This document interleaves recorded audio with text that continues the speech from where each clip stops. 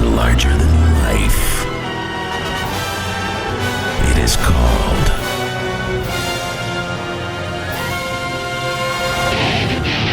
Texas High School Football. Only one show can bring the greatest sport from the greatest state into focus. Lone Star Gridiron. Hi, I'm Chris Daly, and I am so pleased to bring you the 2025 Texas High School Football Hall of Fame inductees. Well, Patrick, first I want to thank you for sitting down with me and sharing some of your story. All right, excellent. I'm excited about being here under the circumstances, and awful happy to join everyone and that's coming in. A lot of folks coming from different places, and I'm really excited about it. Nice. And so let's go back. Where did you grow up? I grew up in Plano, Texas. Okay.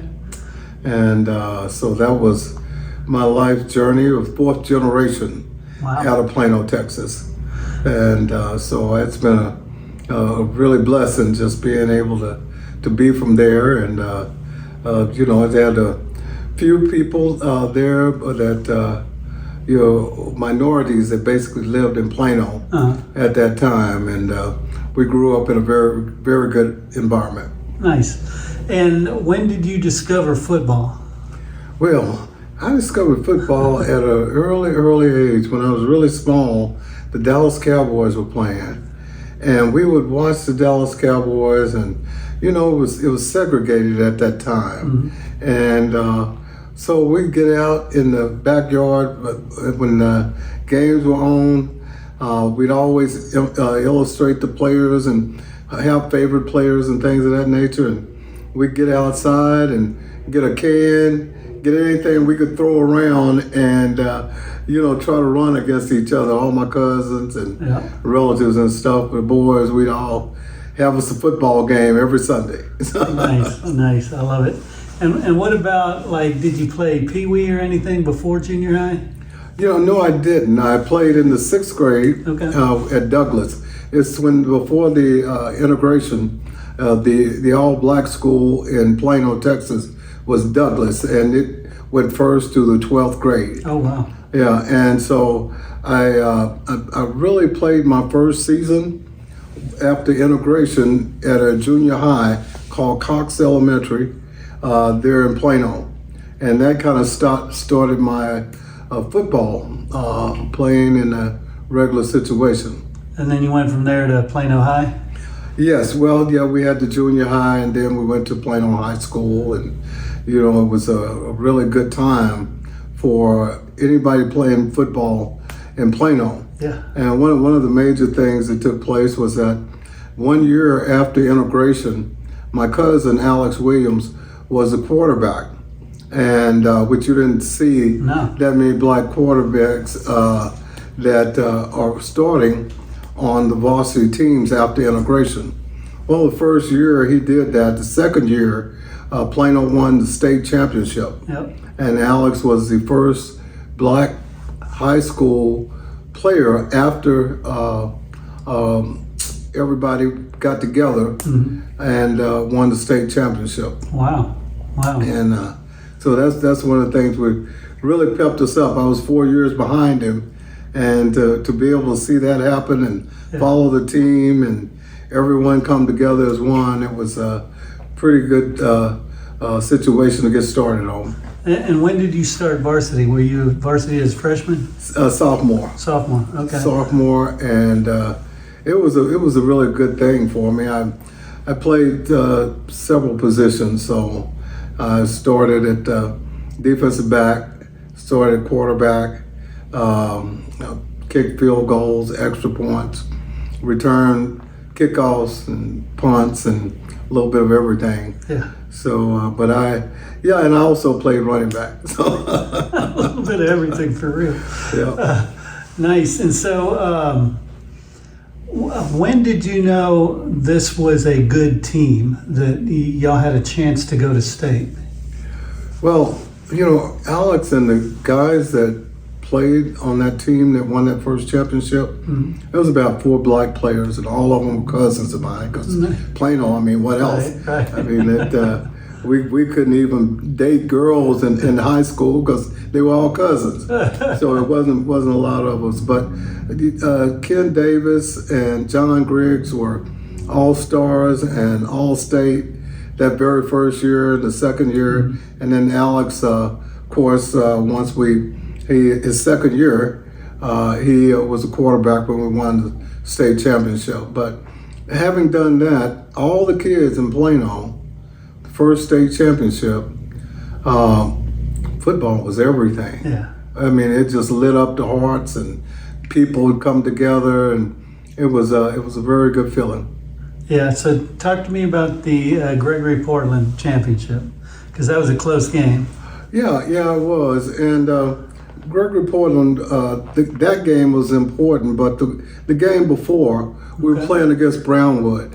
And it just so happened that Alex and my brother went to Howard Payne University in Brownwood. So we knew everybody there, all of their players. They had won, I think, state the year before. Right. And we lost to them the year before. And so it was a great opportunity to beat them, and which I had to kick a field goal. I forgot to tell you I did that too. At 20 seconds in the game to win that game to get us into the championship game against Gregory Portland. But it was an exciting game playing against super talent that we did, and it was very fortunate that we were able to come out with a victory at the end of the day. And, after Brownwood, most people hadn't seen me play quarterback at the upper level. And so I wind up having to play quarterback and running back, usually in the fourth quarters, and people weren't quite ready for it. And that was after Alex was gone. But we won a close game, and Marty actually missed a field goal from 50 yards, I believe, that allowed us to win that game. Wow. And so, being that you're not a huge, giant, how well were you recruited from around the country? I through my whole career in high school, I probably finished 7 games. I didn't play the whole game hardly at all during the course of the season.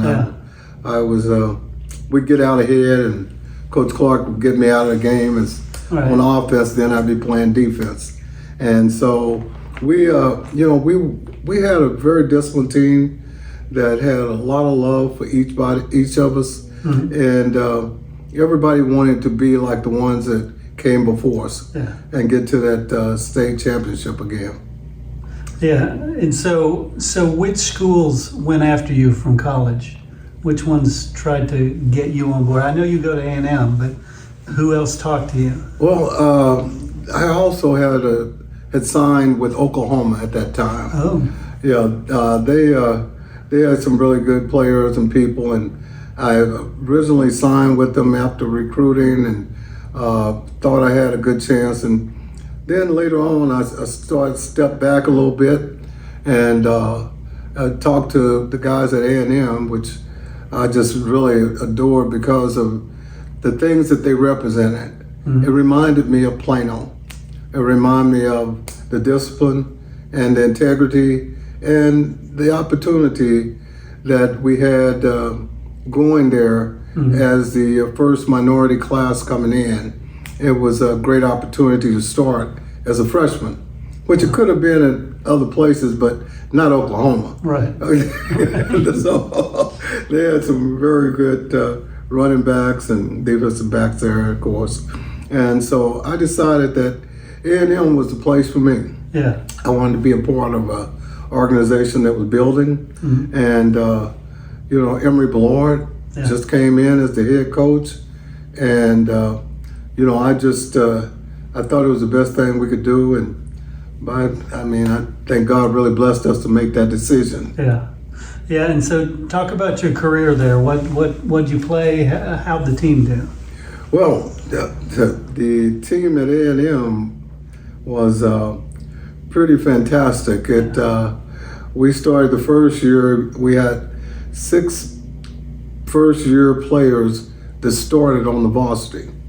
And they hadn't won many games before, and we won a couple. And second year, we had, I started as a freshman, as I said, with the group that was there. Right. But I didn't go on offense. I went after 3 games into the regular season, coach asked me to come and play defense on the varsity, and started the rest of the time with Bubba Bean and Skip Walker, and Carl Roaches, and Robert Jackson and Lester Hayes, and it was some group that we had that were really, really good when they first got in, and took a lot of pride.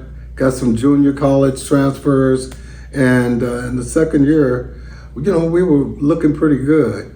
And by the third year, we were a pretty awesome team, and we didn't win the conference, but we could see the development, and I think we had 8 or 9 wins that season. I'm not sure exactly. I just played the games and made sure. Right.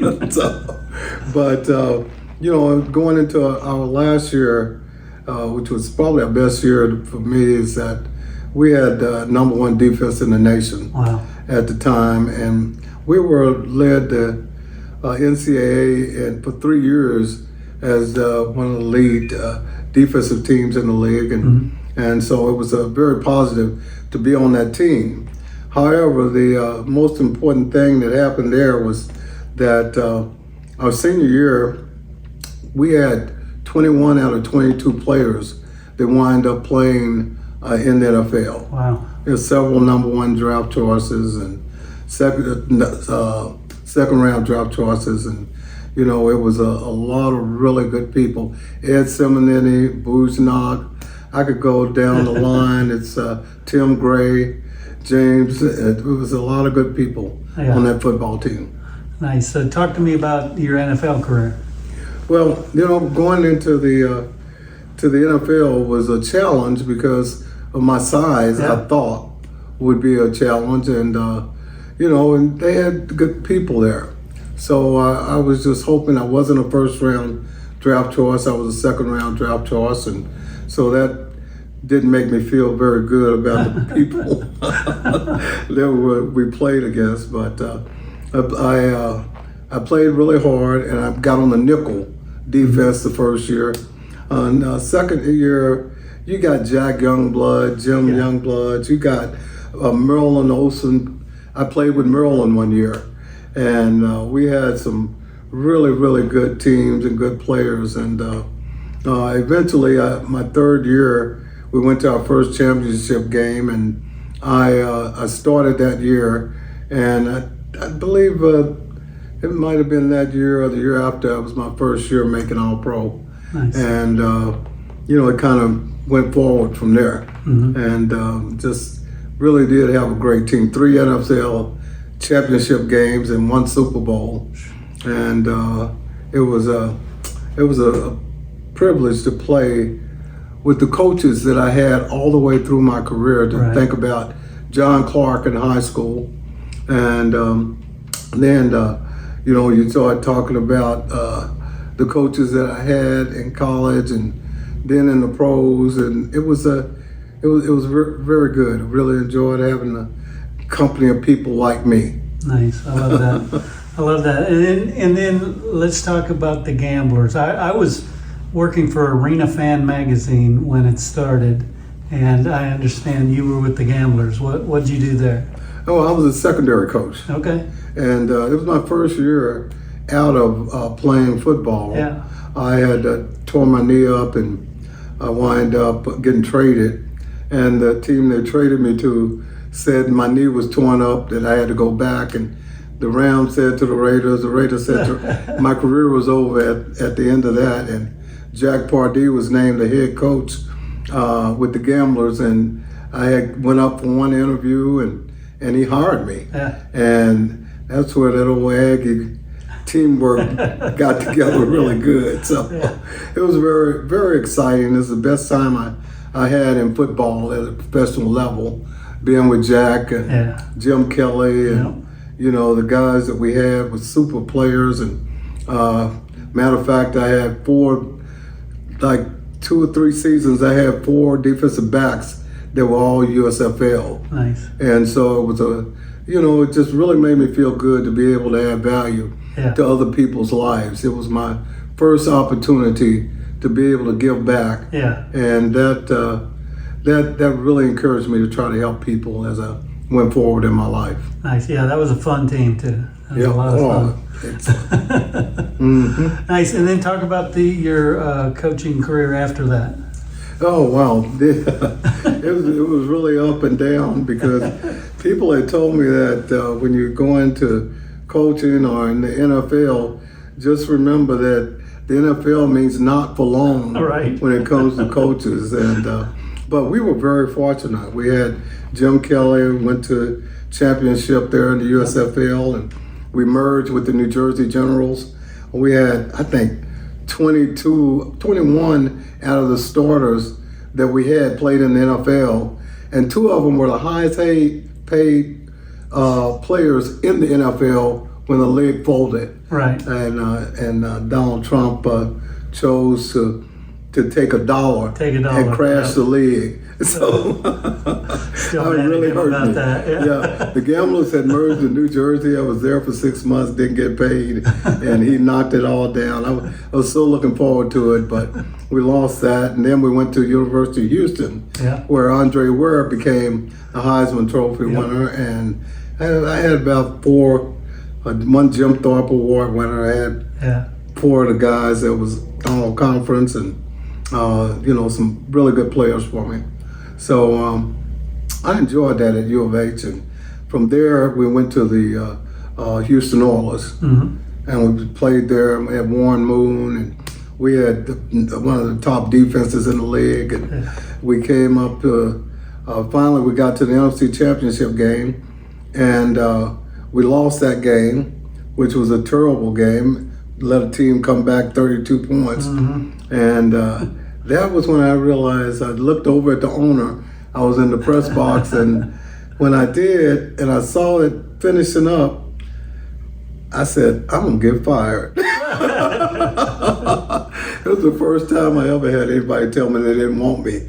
So, but after that game, they fired the defensive coaches, and from there, I had a chance to go on and coach with the Indianapolis Colts. Right. And had 4 great players that played for me, several All-Pros, and we went to the championship game again. And there we, it's like a Hail Mary at the end of the game against the Steelers. And we were in the end zone. The ball hit the chest of Billy and Waddy, and it fell off, and that was the game. It was over. So we had a lot of fun, but that was some good times. Yeah, definitely. And then I see a short stint at Galveston Ball. Yes, absolutely. At Galveston Ball, I was retired at that time, and had been retired for a while, and was just sitting on the back bay fishing and enjoying life. And Kimball Anders, I coached at U of H, and Kimball asked me to come and help him restore the things that were taking place at Galveston, building up the kids, getting them into education, teaching them a way of life. And the best thing about coaching to me was being able to add value to other people's lives. Being able to give them all the gifts, the things that the good Lord bless you with, and see them excel at every level that I had a chance to coach. And I really did enjoy that as much as I did even playing. Nice. So. I love that. Well, Pat Thomas, gosh, first off, thank you so much for sitting down with me, and congratulations on being inducted to the Texas High School Football Hall of Fame. All right. Thank you very much. It is a privilege.